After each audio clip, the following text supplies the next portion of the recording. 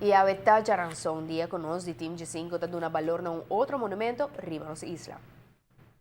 Bom menina, outra edição de nosso monumento, espírito une nos passado e nos presente.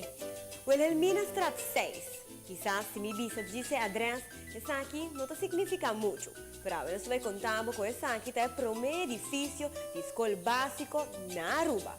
Esse aqui é um segmento que eu quero apresentar para a Aruba Investment Bank, o banco com um compromisso com a Aruba, seu futuro.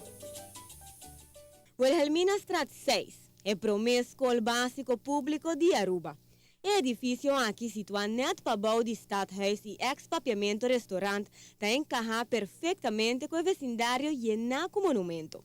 Um edifício trabalha na área 1887, a base de desenho do senhor Antoine Martes, um arubiano que depois vira chefe de departamento de construção na Corsol. O edifício aqui, sendo um dos mais viejos da nossa isla, tem características de neoclassicismo, pilar ancho e alto, e um molde horizontal ronde edifício, e entrada em forma de um driehoek com um círculo no centro.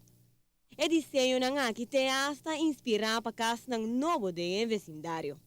Durante a construção, acaba por reparar que a escola não está chiquito para seu propósito e assim incorporar um local mais na banda passante do edifício.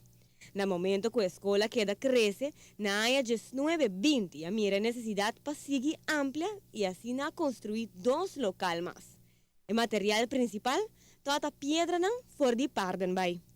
Algo particular do edifício aqui que quizás hope não sabe, é que o bom do edifício tem hasta uma reserva de água.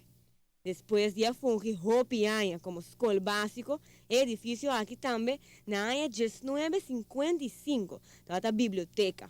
E também, desde 1982, Raad van Advies e Algemene Rekenkamer a ubicar uma oficina aqui dentro.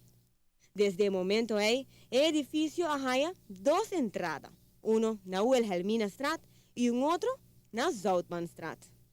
Esse segmento aqui está uno que quer apresentar para a Aruba Investment Bank, o banco com um compromisso com a Aruba, seu futuro. Mas nós evitamos queda pendente para outro segmento, com outra edição de nosso monumento, no espírito que une nosso passado e nosso presente.